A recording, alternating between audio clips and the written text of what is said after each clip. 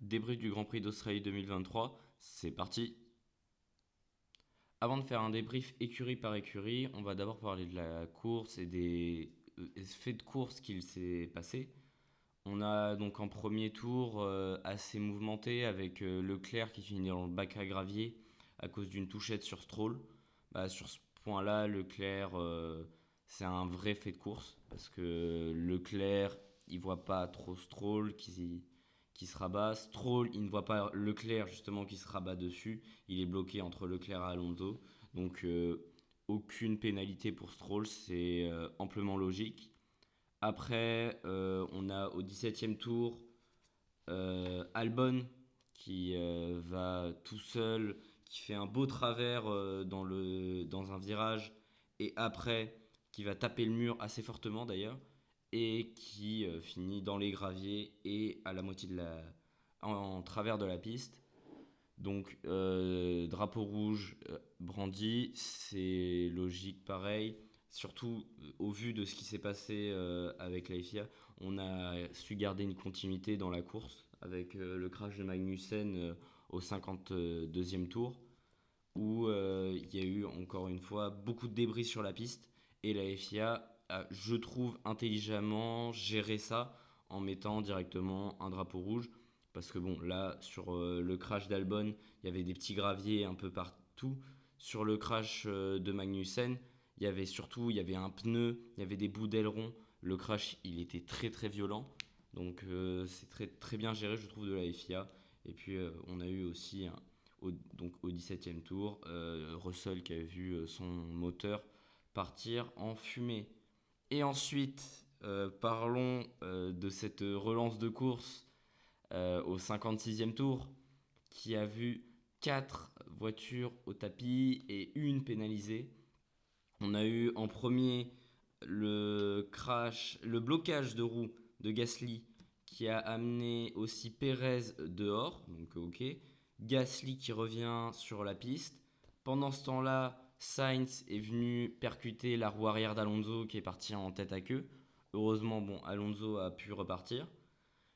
On a eu donc Gasly qui est revenu sur la piste, bon, qui a un peu ralenti, mais il s'est pas encore fait entrer dedans. Et après, Ocon qui est derrière.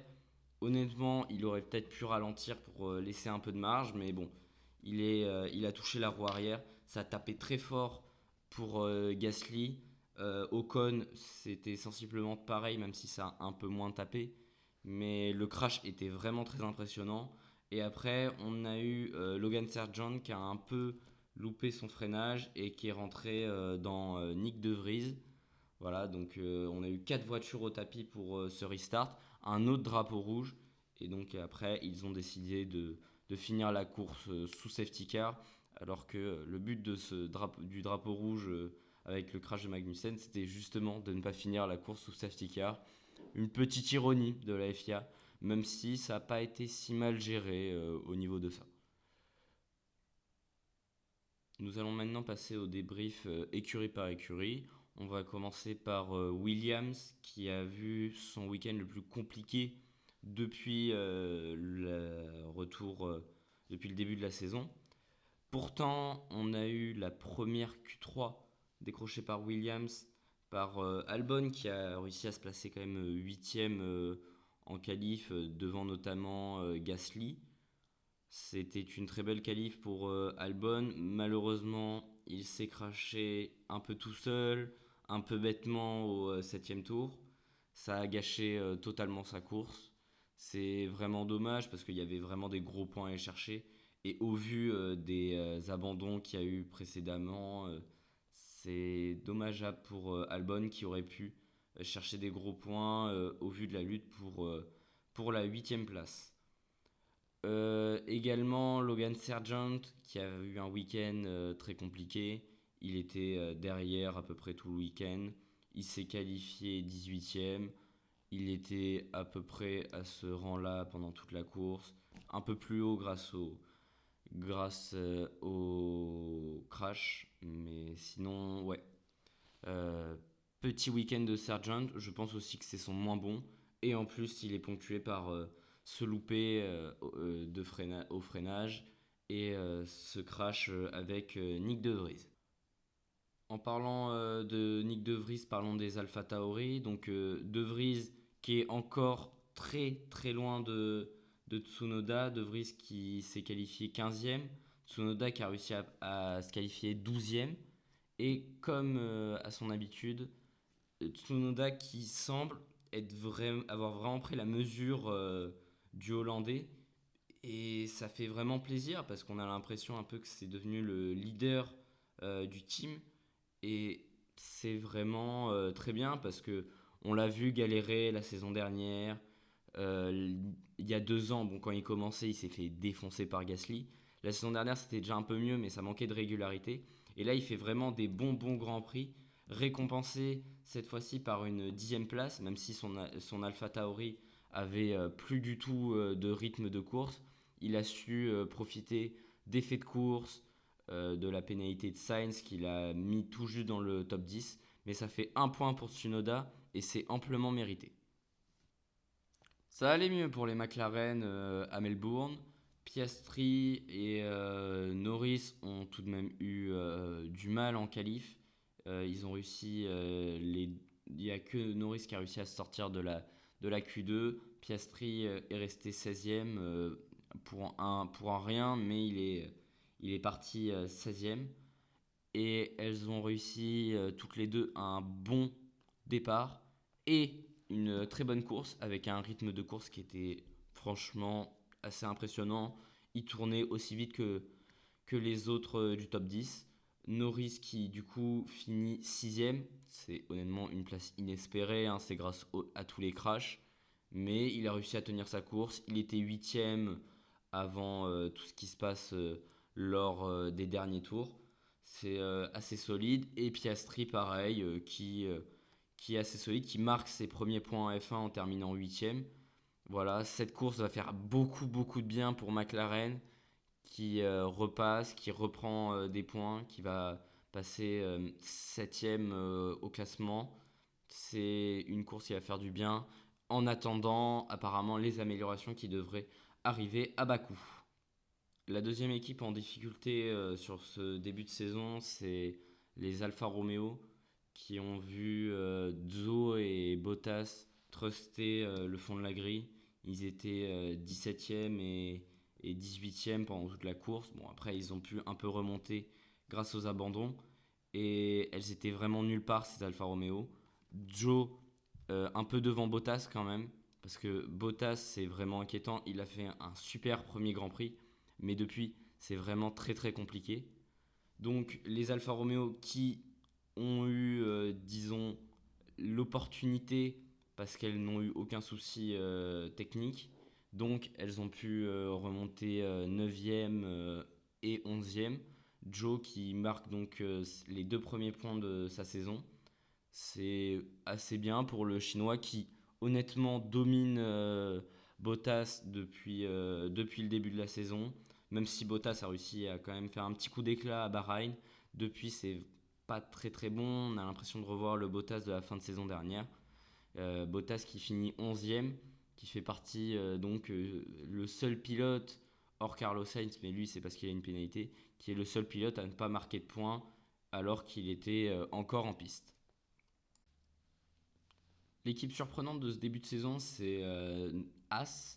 As qu'on avait vu très en difficulté sur la fin de saison dernière, qui avait du mal, beaucoup de mal à accrocher les points. Bon, en vrai, on dit As, même si c'est plus Hülkenberg. Hülkenberg qui domine largement Magnussen au niveau des qualifs. C'est la 3e fois qu'il le bat. Hülkenberg qui a accroché 2 fois la Q3. C'est très bien dans une As, alors que Magnussen est parti 14e. Il n'a même pas dépassé la Q2. Donc, franchement, Hülkenberg, il est franchement très impressionnant sur les qualifs. Sur ligne de course, on avait l'impression que Magnussen était un peu au-dessus. Mais ce week-end, Hülkenberg, il tournait dans le rythme de tout le monde. Il tournait à peu près dans le rythme du peloton Sainz, Alonso, Gasly, Stroll. Donc c'est vraiment très rassurant au niveau du rythme de la Haas. comparé à Magnussen qui était empêtré dans le milieu du tableau, il était 13, 12e, il jouait pas les points du tout. C'est vraiment pour Magnussen, c'était vraiment un début de saison très très compliqué, même s'il a marqué des points la semaine dernière. Là, c'est très compliqué. Et en plus, il y a son crash qui est vraiment un crash vraiment con pour le coup, où il vient taper le mur euh, tout seul, on sait même pas trop comment. Il vient taper le mur, la roue elle s'en va, ça défonce ses suspensions. Voilà, c'est un crash hyper bête pour Magnussen qui flingue en plus sa course et qui flingue la course de certains pilotes. Nous allons donc maintenant parler des pilotes roses, de nos bleus, voilà, qui ont eu des week-ends bien différents. Ocon qui ne passe pas pour la première fois de la saison en Q3. Ocon qui a eu beaucoup de mal. Ocon qui n'a pas eu beaucoup de chance, on va pas se mentir. Le drapeau rouge alors qu'il venait de s'arrêter sur la safety car sur le crash de Leclerc. Donc il n'a pas eu vraiment de bol. Mais bon, il n'avait pas le rythme du tout de Gasly. Gasly qui a franchement été impressionnant. Il a réussi à accrocher la Q3. Il aurait aimé la 8ème place, au final il part 9ème. Mais il a fait un super super week-end. Il était dans le rythme de Sainz, dans le rythme de Stroll. Il était pas loin d'aller chercher Alonso. Il était là, c'était impressionnant. Honnêtement, il jouait le podium à la régulière, il jouait avec des Aston Martin, il jouait avec des Ferrari. Gasly, il a été impressionnant. Et c'est là où ça fait le contraste avec Ocon, qui lui a été très très en difficulté quand même. Donc c'est franchement pas très rassurant pour Esteban. Espérons que c'était un mauvais week-end. Et en plus, c'est ponctué par un crash très très bête, mais un crash très très bête. Gasly, il jouait d'énormes points. Il avait la 5ème place, il la tenait sa 5ème place. Et Ocon qui vient, alors honnêtement, bon, il avait quelques points à jouer, mais il vient taper Gasly alors qu'il aurait pu peut-être lever un peu le pied, freiner. Gasly, il peut rien faire, il le voit même pas. Franchement, c'est un crash extrêmement bête qui est hyper pénalisant pour l'équipe. C'est très très dommageable. Ça perd des gros points alors qu'on ne sait pas si sur les prochaines courses ça va pouvoir jouer comme ça. L'Alpine qui était hyper déchargée pour tenir en ligne droite. Euh, Après, bon, dans 3 semaines, ça sera Bakou en Azerbaïdjan. On sait que Gasly aime beaucoup ce circuit. Il avait fait podium il y a 2 ans. Donc espérons aussi que ce crash il amène pas des tensions dans le team. Mais bon, vu que là il y a un fautif désigné, il y a une enquête qui est actuellement pour Ocon. Donc on verra ce que ça donne au prochain Grand Prix. Parlons maintenant de la 4ème force du plateau. Parlons des Ferrari. Les Ferrari qu'on croyait pouvoir revenir à Melbourne comme le retour du Messi, mais qui en finale, en qualif, ont fait 7ème et 5ème. Franchement, c'est un week-end assez médiocre pour Ferrari. Leclerc qui peut rien faire au départ.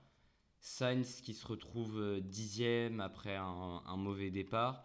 Il remonte, il réussit quand même à remonter. Il avait un plutôt bon rythme, mais bon, il avait le même rythme que Stroll, il avait le même rythme que Gasly.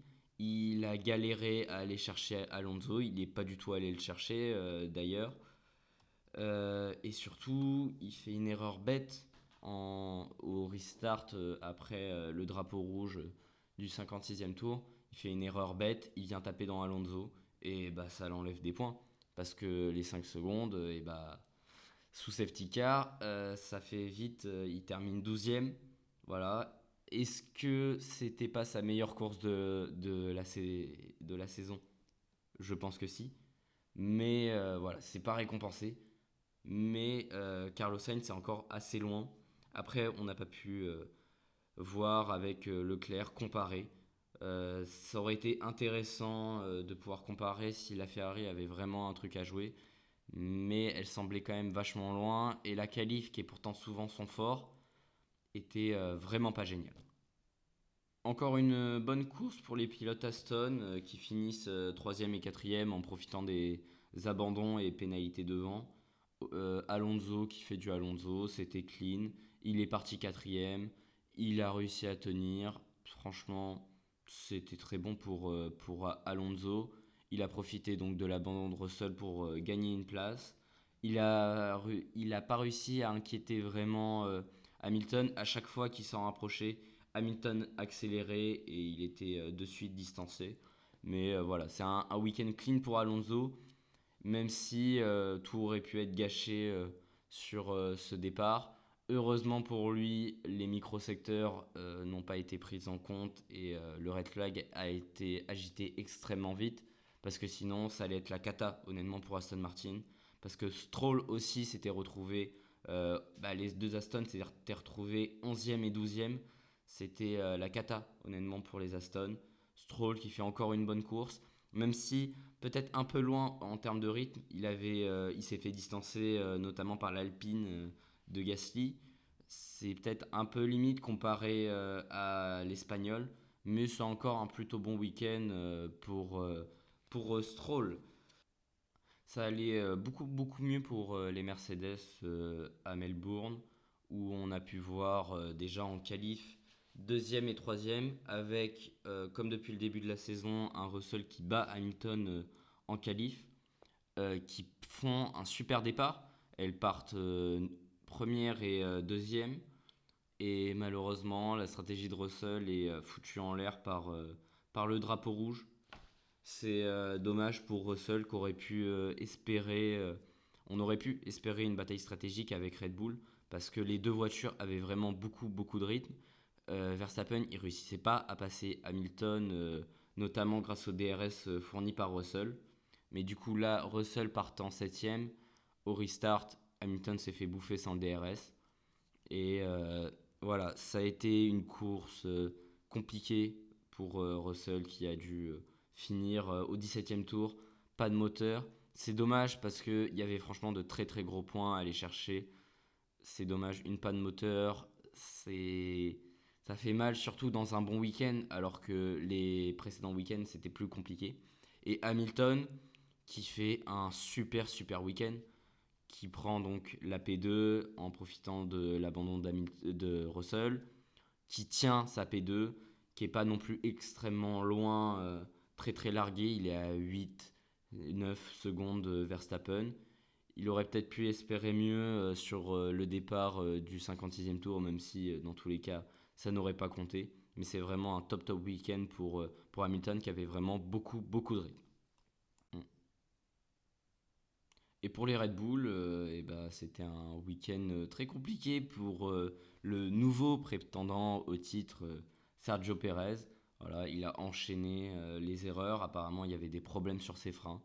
Bah, en Q1, apparemment, ça a été toujours la même chose. Il sort dans les graviers, il part dernier, il part des stands. Sur ce circuit, c'est assez compliqué de doubler, notamment dans les trains DRS où il a été bloqué, dans le train Ocon, Tsunoda et je crois Magnussen. Donc ça a été très compliqué la course. Franchement, il réussit à accrocher une inespérée 5e place en profitant de tous les abandons, de la pénalité de Sainz. C'est un peu inespéré, honnêtement, pour Sergio. Mais c'est une course ouais, un peu en demi-teinte. Ça aurait été. On ne sait pas après ce qui se serait passé si ça avait été Max qui avait été dans la voiture. Mais bon, un week-end un peu en demi-teinte pour Perez et qui se met finalement dans la merde tout seul hein, en Q1 en partant à la faute, en se mettant dans les graviers. Et du côté de Max, bon bah le week-end, la pole, départ encore une fois un peu compliqué pour les Red Bull. On avait déjà vu Perez se faire passer au premier tour à Jeddah. Là, c'est les deux Mercedes qui le dépassent. Heureusement pour lui, le drapeau rouge vient parce qu'il avait du mal à passer Hamilton et on aurait peut-être pu voir une surchauffe de ses pneus. Mais voilà, Verstappen qui fait du Verstappen, il part devant, personne ne le rattrape. Il n'est pas inquiété, il garde un super contrôle, même si il a fait un petit passage par l'herbe qui lui a fait perdre 3-4 secondes. Au restart, il est clean, il passe, il réussit à bloquer, à empêcher tout le monde de doubler.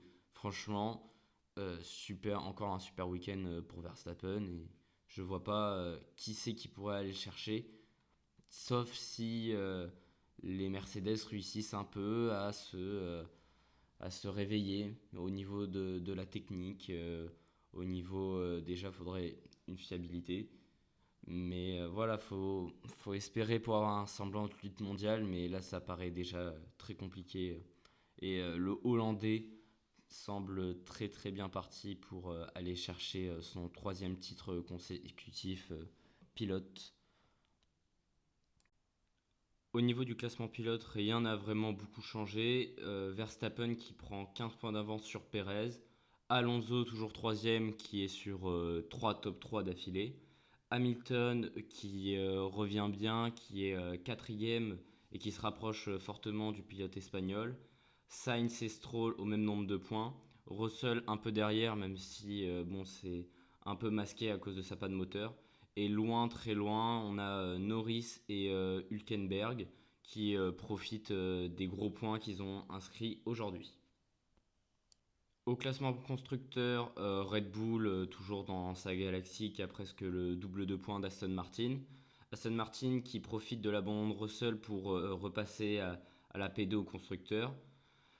Ferrari qui est déjà largué pour aller chercher rien que la troisième place. Et après, on a un peloton assez serré dû à l'abandon des deux Alpines. Donc McLaren qui fait la très très bonne opération qui passe cinquième au classement constructeur. Et derrière, on a Alpine, As, Alfa Romeo et Alfa Tauri et Williams. Alfa Tauri qui a profité de Tsunoda pour marquer le premier point de sa saison. En tout cas, j'espère que cette vidéo vous aura plu. La F1 retrouve ses droits dans 3 semaines à Bakou. À la prochaine!